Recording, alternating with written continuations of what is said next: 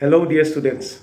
Hope you people are busy to prepare for your upcoming examinations. So today I am going to discuss briefly about the syllabus of third semester major and minor under Guwahati University. Most of the students are frequently asked me, sir, common question all of the.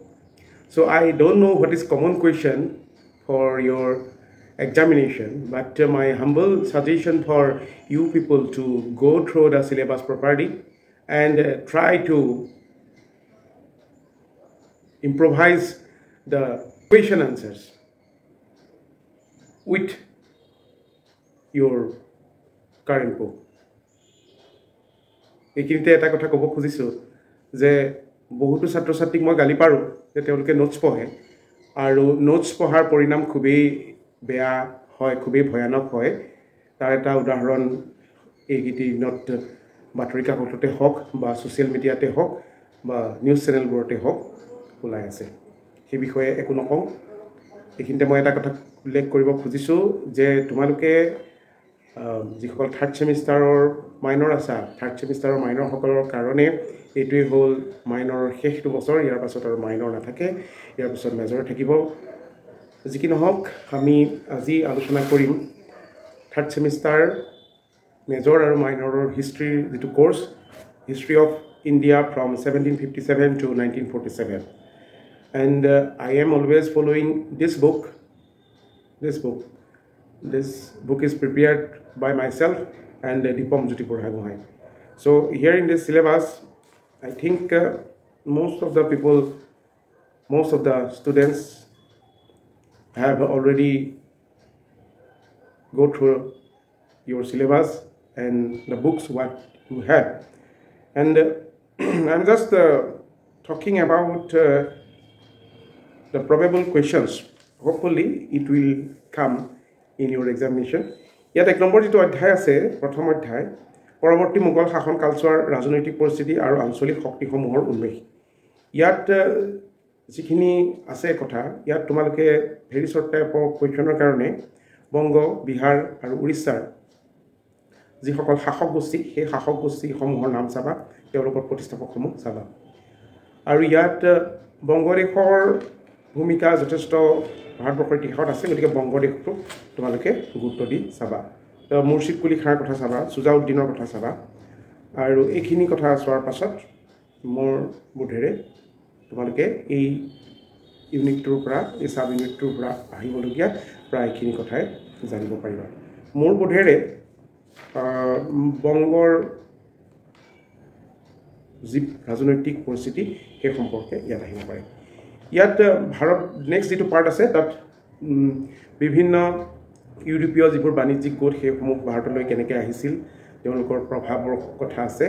ইয়াত important হ'ল British আৰু ফৰাচীসকলৰ যিটো relationship between British East India company and French east India company, তাৰ যিটো প্ৰভাৱ সেই সম্পৰ্কে আহিব পাৰে। তিনিখন এংলো ফ্ৰেঞ্চ ৱাৰ হৈছিলে, সেই তিনিখনৰ কথা তোমালোকে চাবা। তিনিখন শ্বৰ্ট নোট হিচাপেও আহিব পাৰে। ইয়াৰ পাছত most important question Plassey, battle of Plassey and battle of Buxar. Battle of বাক্সাৰৰ পিছত যিখন ট্ৰিটি হৈছিলে, ট্ৰিটি অফ এলাহাবাদ, সেইখনৰ সম্পৰ্কে চাবা। আৰু ইম্পৰ্টেঞ্চ অফ বেটল অফ বাক্সাৰ in the history of India, সেই প্ৰশ্নটো কিন্তু তোমালোকে চাবা। Robert Clive is very important, dual government in Bengal is also' very important, গতিকে এইকেইটা সম্পৰ্কে তোমালোকে ভালকৈ চাবা। ইয়াৰ নেক্সটটো লৰ্ড কৰ্ণৱালিছটো ভেৰি ইম্পৰ্টেণ্ট, সেইটো চাবা। Lord Cornwallis, lord Hastings is also' important, Maratha and the relationship between Maratha and Mysuru, এইটো চাবা। এইকেইটাকে দ্বিতীয় ইউনিটত চাবা। তৃতীয় ইউনিটৰ আটাইতকৈ ডাঙৰ প্ৰশ্নটো হ'ল মহাৰাজা ৰঞ্জিত সিংটো চাবাই। লৰ্ড ডেলহাউচি চাবা। স্বত্ব অবিলোপ নীতি ইজ ভেৰি ইম্পৰ্টেণ্ট। স্বত্ব অবিলোপ নীতিটো তোমালোকে চাবা, যিটো ইংলিছত কোৱা হয় doctrine of lapse. Doctrine of লেপছটো তোমালোকে চাবাই। নেক্সট যিটো D part, colonial states and policies of governance, army, police and law, এইটো তোমালোকে মন দি পঢ়িবা। বাকী মই ক'লোৱেই এই দুটা কথা ইয়াৰ পাছত যিটো 4th ইউনিট আছে The revolt of 1857, most important causes and consequences of revolt of 1857 Sabha, who was the first martyr of revolt of 1857 Hetu Sabha, code হৈছিলে revolt of 1857 প্ৰথমতে আৰম্ভ হেতু Sabha, আৰু শেষ code হৈছিলে হেতু Sabha, revolt of 1857 ৰ কেইজনমান নেতাৰ নাম Sabha, বাহাদুৰ শাহ জাফৰ কোন আছিলে revolt of 1857 ৰ তেওঁৰ ভূমিকা কি আছিলে সেই সম্পৰ্কে Sabha।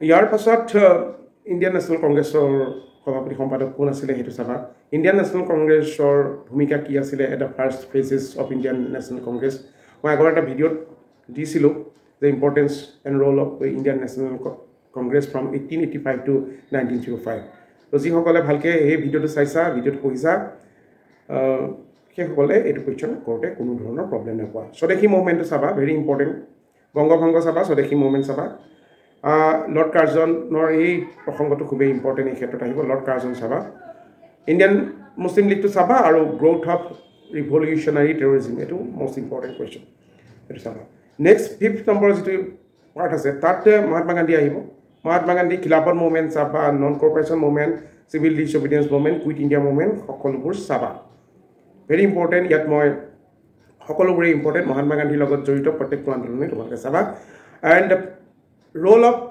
INA সুভাষ চন্দ্ৰ বসু আৰু INA ভূমিকাটো এছএফ কুৱেশ্যন আহিব পাৰে এইটো ভালকৈ চাবা আৰু মুছলিম লীগ এণ্ড ইণ্ডিয়ান পলিটিক্স সেই সম্পৰ্কে তোমালোকে চাবা আৰু লেফ্টৰ তোমালোকে চাবা কৃষক যিকেইটা সংগঠন আছিলে সেই কৃষক সংগঠনকেইটা কেতিয়া প্ৰতিষ্ঠা হৈছিলে সেই সম্পৰ্কে তোমালোকে চাবা আৰু মোৰ বোধেৰে এইকেইটা যেতিয়া তোমালোকে বিষয়বস্তু ভালদৰে অধ্যয়ন কৰিবা তেতিয়া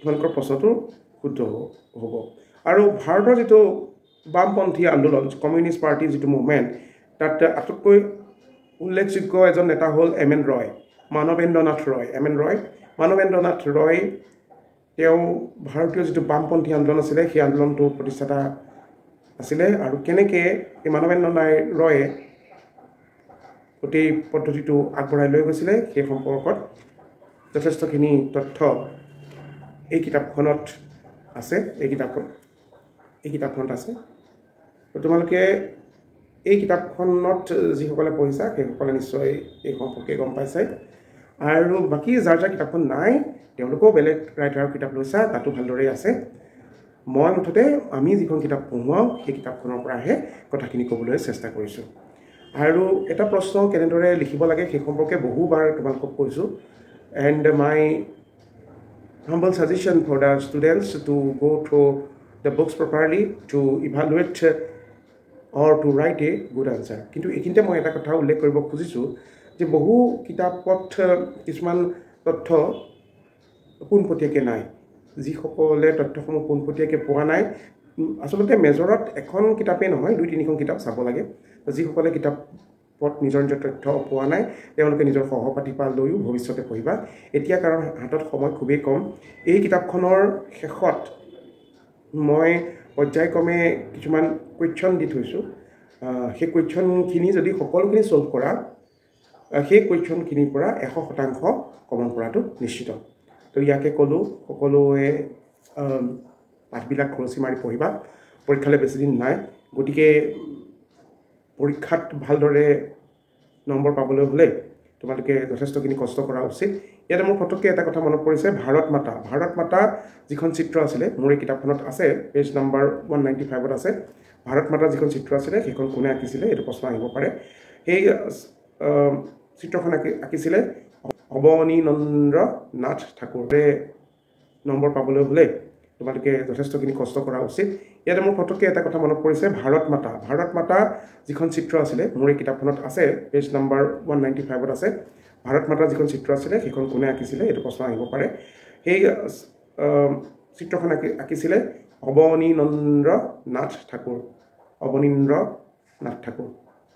গতিকে তেওঁৰ নাম আহিব পাৰে স্বদেশী মুভমেণ্টত কাৰ ভূমিকা কেনে আছিলে সেই সম্পৰ্কে তোমালোকৰ প্ৰশ্ন আহিব পাৰে গতিকে আজিলৈ ইমানেই ছাত্ৰ বন্ধুসকল সকলোৰে পৰীক্ষা ভাল হওক কিন্তু মই তোমালোকক এটা কথা বাৰে বাৰে কওঁ যে we are not historians we are just book writers so' we always cautiously go through the main books properly and I just prescribe several books for you people in the last pages of this book as a reference book. তোমালোকে হেটাৰ পৰা চাবা আৰু এটা কথা তোমালোকে চাবা যে তোমালোকে যেতিয়া ইন্টাৰ্নশিপ কৰিব লাগিব 120 ঘণ্টাৰ ইন্টাৰ্নশিপ কৰিব লাগিব তেতিয়া হলে প্ৰপাৰলি ৰেফাৰেন্স দিবলৈ শিকিব লাগিব যদি প্ৰপাৰ ৰেফাৰেন্স দিব নাজানা তেতিয়া হলে যথেষ্ট আহুতাল সৃষ্টি হ'ব গতিকে মই তোমালোকক এটা অনুৰোধ জনাও যে ভালদৰে তোমালোকে এখিনি অধ্যয়ন কৰিবা তোমালোকে এটা কথা পাহৰি নাযাবা যে জালিয়ানৱালাবাগৰ হত্যাকাণ্ড কেতিয়া হৈছিল হেতু আহিব পাৰে সেইখিনি কথা তোমালোকে ভালকে মন ফুটি পঢ়িবা বুলি আশা ৰাখিলো আৰু সকলোৰে ভাল হওক ধন্যবাদ